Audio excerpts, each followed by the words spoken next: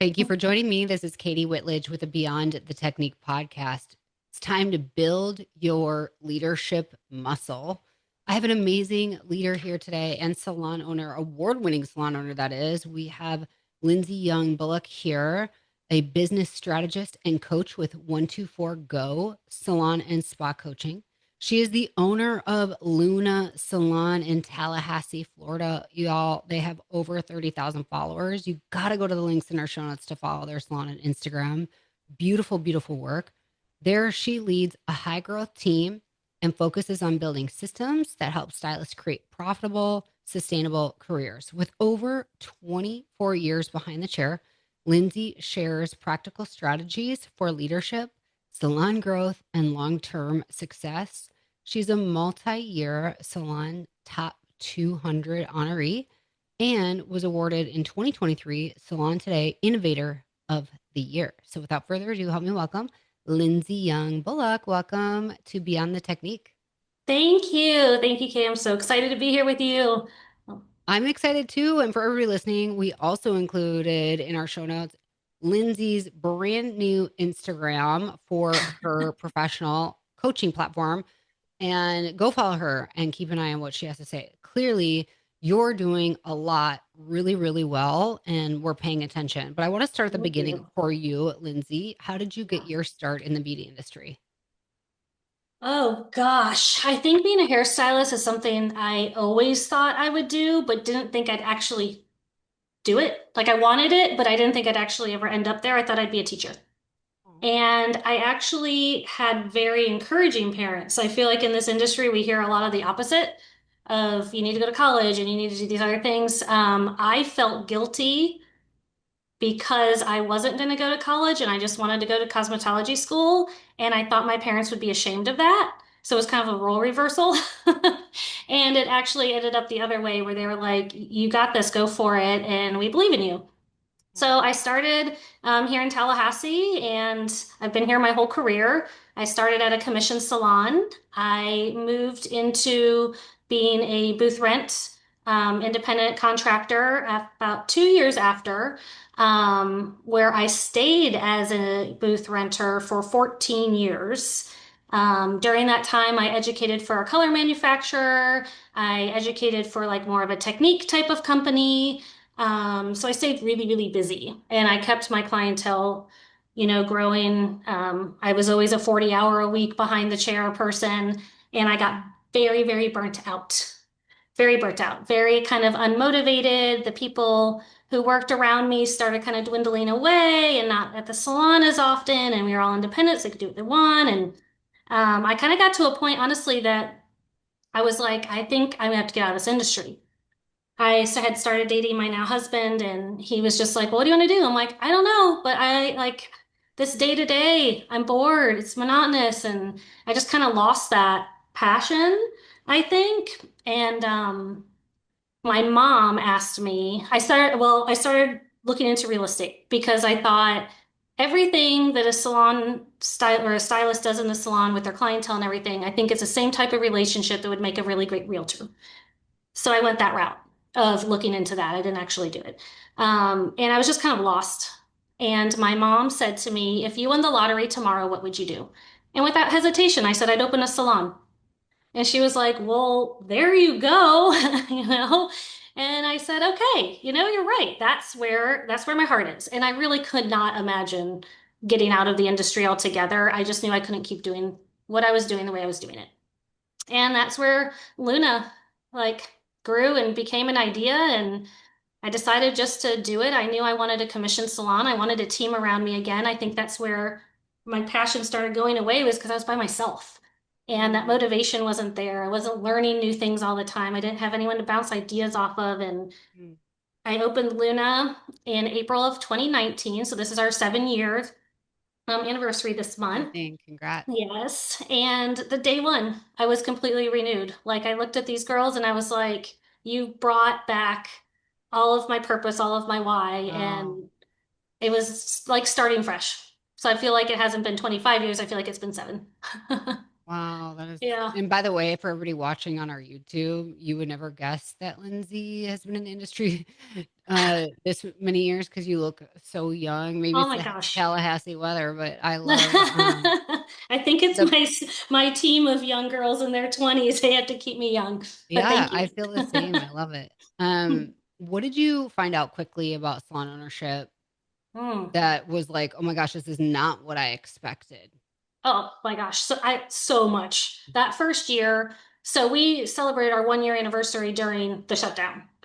So we had it all, Right. the first year in business. My husband owned a large company and he had 64 locations. He worked really well within it. And I really thought like he can help me a lot.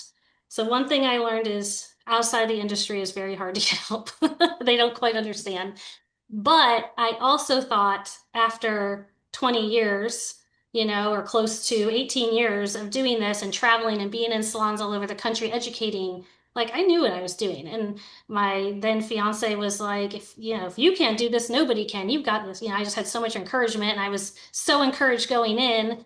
And then I realized I had no idea what systems and structures and things like that were because I'd been independent. I hadn't been in a well-functioning, salon in 14 years. So I think very quickly I learned that I couldn't just fly by the seat of my pants and that I couldn't be behind the chair 40 hours a week and make this salon run and function and ever be profitable. So I learned quickly I needed help. That's what I learned. I learned I could not do this alone. I learned that 18 years in the industry did not prepare me for owning a salon. It made me a great hairstylist and I was a good educator, but I knew nothing about numbers and running a business. Well, first off, I applaud you for recognizing that you needed support. And I'm curious, when you opened, were you still behind the chair full time or did you have to make a shift? When I first opened, I was behind the chair full time. I mean, at that point in time, my reason for everything was to enjoy where I worked and the people I worked with. It was still all about hair. And along the journey of ownership, it has definitely made a shift. Mm. And what did that shift look like? Like, what changes did you have to make in your leadership? I think what I discovered was I had more of a kind of passion and purpose for my stylists, not my clients and their hair. It was about my stylists and their growth. I started with a really young team. They didn't really have any clientele. They'd only been in the industry maybe a couple years. So they were young and eager, and we were growing quickly, and seeing them grow just made my whole world. Like I got so much joy, I still do. That's my purpose is growing other stylists. But I had no idea that that was what it was going to become, when I opened. I thought I was just going to have fun enjoying hair and this is where I could do hair until I retired. I had no idea that I would enjoy the leadership end and get so much joy from watching them become successful. So I think Where that was did you, surprising. and I love that you knew that you wanted to be mentored and someone to help you. Where did you Mhm. find that resource and how did it change you as a leader? Oh, it changed everything. Honestly, the biggest thing was accountability, was the first thing I really learned or I felt I needed and got from bringing on a coach for me is I had finally somebody accountable because I think as salon owners, we're the leader, or we're at least the boss, and we're in charge of everything, and nobody's really above us to have someone that we need to answer to. And so I needed someone to say, can you do this by next week? You said you were going to change out all those light fixtures. Did you do it yet? Simple things, or when can you have that handbook completed? Because we really need this. Mm. And I needed that accountability partner. I think I realized right away because you lose that when you're at the top. There's nobody holding you accountable. And I think we all need that, whether it's like working out or following, your nutrition. You need somebody there in your corner that's helping you through. And biggest thing I will say also, um, emotional, like being attached to your business. It's a very emotional thing. And I realized I needed someone whose emotions weren't wrapped up in it to help me make smart decisions. Wow, isn't that the truth? And I think that a lot Yeah. of owners right now are needing that Mm-hmm. Yes. subjective perspective. So offline, we kind of talked about how you see owners going through a little bit of a season of fear. What are you noticing? How Mm-hmm. is that fear showing up in their salon or just themselves as owners? I think the fear affects our cultures a lot within the salon, but I think the fear is not knowing how to lead. Because we do know hair. We are great at that. And that's usually why we opened the business in the first place, is because we were really, really good hairstylists. And then we get into it and we realize there's so much more to it. So that fear sets in of how am I going to make this work? What am I going to do? Maybe I still love doing hair. How do I do it all? How do I run the business and stay behind the chair? Or I'm ready to get out from behind the chair. I need to work on my business and not, in my business. And how does that work? And I think there's just a lot of questions that come. And when you have that many questions, you're afraid. It just makes you afraid. Yeah. So now more than ever, I feel like we do need to be there for one another as owners and co-leaders in this industry. So, what are you also seeing as a shift for owners that they can be encouraged by right now? I think that we have a lot of people coming back to commission. I think there's a lot of people out there, a lot of stylists out there that are kind of feeling they have fear as being on their own. People are being very, very picky on where they spend their money. I think a lot of stylists are independent are struggling, and that's scary. And they're looking again for just some help and like a team environment again, someone to support them, somebody, a salon that has 100 new clients a month coming through the door where they can lose some fear of stability because they're gaining it and having someone lead them and coach them along in their careers. And I think as a salon owner, that's what we're there for. And so we have to hone in as owners our skills, right? As a leader and as a coach for our team so that we can give that to these stylists because they're searching for someone to help them. Mm, Yeah. absolutely. Yeah. So And when you think, we're, as owners, needing someone to help us. So it goes full circle, right? Like I'm a coach, but I still have my coaches because I need someone looking into my business who's not emotionally tied. So I know I'm making correct decisions. I might know the systems and structures and things like that, but I still need that outside person. And my stylists need the coach from me Mhm, in order to help them in the same way. absolutely. Yeah. When you think about building your leadership muscle, what are ways that we can be better leaders now in today's season of salon ownership? I think that we have to educate ourselves. There's a lot to learn to becoming a leader. There just really is. So, at our coaching group with 124 Go, we're all John Maxwell certified coaches, and I don't think there's anybody better in leadership than John Maxwell. So, we do a lot of learning. I've read a ton of his books. We have a great leadership conference that we do in the fall up in Columbus, Ohio that's just phenomenal. So I think surrounding yourself by people who are doing it is who you learn from, right? So you always want to be around people who are doing something better than you and know more than you. And so I think for myself, that's what I try to do is surround myself around the people who already have it down that I can look up to as mentors. And I think we get a lot of knowledge from that. So I think everybody should be seeking out, at least somebody that they think, wow, I really, look up to them and respect their leadership style and learn from them. When other owners work with you, you are their coach. Where do you Hmm. typically start with them? Oh gosh, we give them a list, obviously, of what their top 10 things are, what's keeping them up at night. But one of the first things we do is a lot of course, we do leadership and things like that, but we start where they want to. We're definitely not a cookie cutter type of business where it's like, here's your structure, here's your plan, here's what you need to implement. We don't really work that way. So every single person that we coach, it's completely different. Where we might start, what we might tackle, it's really geared towards each individual business. A lot of times it's financials where people want to start.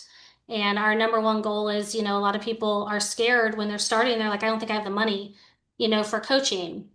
And we want to find that money as like a hole in their bucket, right? Somewhere they're overspending, somewhere they can cut. So we're not additional.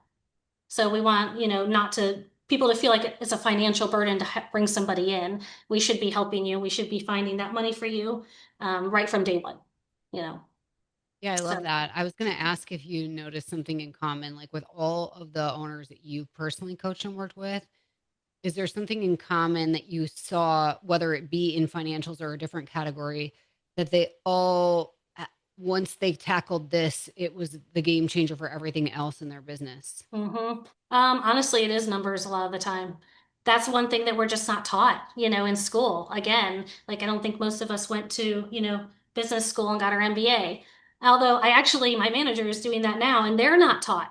Getting her master's degree, she doesn't know what a cash flow plan is, and so it's not shocking that salon owners like we don't either, so I think it is honestly the math and the financials, and when we simplify it down for them where you can really clearly understand and you can speak intelligently with your accountant, your CPA, whoever your bookkeeper you're working with. That's really what we want to hone in on, is that you have enough knowledge to speak intelligently and know what questions to ask. Not that you have to do it all on your own, because you don't. You can hire out, for people if you want to do that, but you have to know what you need and how it works. I'm interested to know, are we making it overcomplicated or we're just scared that it will be? I think people are, one, scared to know the truth, and two, think it's really difficult. Like it's going to be really hard, and I don't think I want to know the answer. I think is where most people are at. Yeah. Yeah. Well, it is no secret that salon owners are making just 3 to 8% profit margin typically. And if you're a Hmm. USA salon, that's the average across the board. Yeah. Do you think that that is okay? And what do you help figure out? How do you help people get better, do better than that? I mean, I would not say that it's horrible. If you're making a profit, you're ahead of most of the game in the salon industry, which is just crazy. But it's the truth. So if you're making a profit, you should be celebrating, and we want to get you farther. Yes, we want you over that 10% for sure. And it's completely, completely doable. But the biggest thing is we want to see growth, every year too. We don't want people getting stagnant. We know that the things that you did to reach pinnacle A is not going to get you to pinnacle B, and we need to change things up along the way. So we really just want to see that growth coming, because everybody has to start somewhere. So if you're not profitable when we meet with you, maybe you still won't be in a year. Maybe you'll be at 50%. Who knows? It's different for everybody, but I think the growth part is the most important because we'll get you there. Yeah, Well, I love that you brought that up because what essentially this is one of my favorite books, by the way. It's called What Got You Here Won't Get You we'll get you There. there. And Yep. so I'm curious, is there something that you changed in the last Hmm. maybe few years where you knew that you had gotten to this point, but you had to do something different to break through that ceiling? What was that for you? Yes, I actually have a big one. So, what got me to win the award for Innovator of the Year, I don't do anymore. And it was a complete structure of the salon that we did different than anybody I know. My stylist had personal assistants. They had two full stations apiece. They, bringing in a ton of money, very, very happy until everyone started to get very burnt out. And so it's more complicated than that, but we had a a system that was working tremendously. I had seven stylists. We were doing $1 million a year with seven of them. They were, doing great. They were buying their first homes at 23, and, it was awesome. And we were so proud of everything that we accomplished and the, innovative ideas that we had. But after a few years, things started to change. You can't keep that momentum. I think is what we were learning. Like, I can't, like, they don't want to, and like, I don't want them burnt out, and they're tired. And, it starts to become, well, I don't actually need that much money to take home. I'm happier having more free time. I don't want to shuffle clients and have two people going, 8 hours a day. So it was kind of a little bit of a mindset shift and what we really wanted and what lives were going to look like. And for me, I was starting to see that as they grew in levels of stylists to where they're charging, a lot more than they were a year or two ago, the expectation from the clients changed and they weren't happy being double booked with someone else anymore when they were paying $300 for their hair or whatever it is. And so that started to kind of shift as well. And so we kind of had to take a look, take a step back. We stopped. I don't think I have any stylists that truly double book anymore. We went from everybody to maybe one. Now I leave it up to them. how they want to kind of gear their business behind the chair. But what we found is we were actually able to structure things where they're maybe a couple thousand under what they did when they were double booking for the year. Not like a month, like for the whole year. And they're like, how is this Yeah. possible? And Wow. I'm like, I don't really know. But everybody's happier. It has all worked out. And so I think it was really an important shift that we needed to do. But it happened organically. It wasn't even really a like next year we're going to stop doing this. It was just kind of we felt it. We felt that a shift was needed, and we continue growing. We were up 20% last year from the year before. So far this year, each month we've been up another 20% from where we were that year.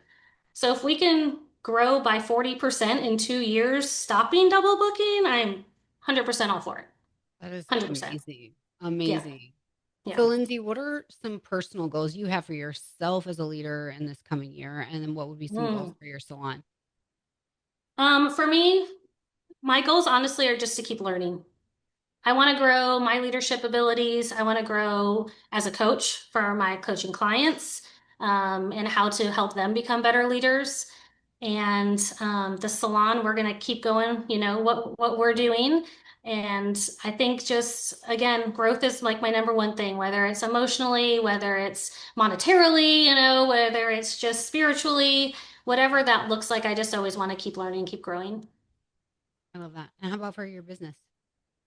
For my business, well, we we added another business to the salon. My team created a detangling brush, because we do so much. We're known for our lived-in looks and everything like that, and just the struggle of all the teasing and things like that. So we really wanted to develop a brush that we really loved and that they could use all day long, and we did. We That's spent over so cool. 2.5 years or so, trial and error of developing a brush. And so this year we want to get that launched. Okay, well, Yeah. I feel like that's so freaking cool. That's your next innovation Ah, award. it is. Yes. And it's really cool because the team had like an integral part. So it's Mhm. like Luna's brush. We're not naming it Luna because I don't know if salons want another salon's name on their brushes. So we're working that out. But it's really cool that my team got, to play a part and they had that ownership in it too. Well, we all know what a Denman brush is. Right. You could be That's true. a Luna brush, and that's the style of the brush. It's cool. Oh, Look at maybe me. it I'm could like, be. let me That's a good work with you idea. on branding and marketing. It's just like my natural inclination. I love it though. I love it, I'll Lindsay. take you up on it. Uh, well, for listeners today who really need some wisdom or encouragement, whether they're a salon, spa, or leader within the industry, what final words would you want to share with them today? I had actually written down a quote. I didn't know what we were discussing Mhm. today, but I was reading this earlier and I was like, oh, Brian, who's one of the founders of 124 Go, during one of our 4 days, he had said this, and I thought everyone needs to remember this. And its purpose is the way we use our passion to make a difference in people's lives.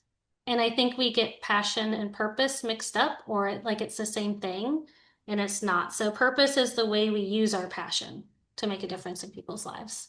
And I really was connected with that quote, and I have it written down here on my desk. And so, yeah, I think that's one to share. Brian Purdue, one of my I am favorite human Purdue. beings. I know. I just love him. Well, we are so thankful that you're here. I think that you look at, I love that you had such a support system in your life to encourage Oh, you to be a part of this industry, that you found your purpose and calling, and that you live that out thank every you. single day in the way that you impact the lives around you. So I see it. I can't wait to meet you in Oh, person some days. Thank you for me joining me here. too. Thank Mhm. you. Thank you. I really appreciate it. Well, my pleasure. And I just want to thank all of you for listening here. If you love this platform, please take a moment to leave us a 5-star review wherever you're listening so that more people like you will discover Beyond the Technique, where we're here to change the way that you're supported in your business. Until next time, have an awesome day and stay strong. Did you know over 60% of first time clients do not return for a second visit? That is so painful, but it doesn't have to be that way. That's where Maya comes in. Maya is the ultimate marketing software for the beauty and wellness industry. We have a proprietary funnel utilizing special algorithms to help connect the right consumers with the right providers at your business. This means that Maya helps you get higher spending clients you love to work with who stay the long haul. If you want to increase your revenue, increase your client count, increase your average ticket, and increase your new client retention, then you need Maya. Go to joinmaya.com to set up your own personal virtual tour and see why over 500,000 consumers have trusted Maya and the businesses we work with to find their perfect beauty and wellness pro. We promise you will love Maya.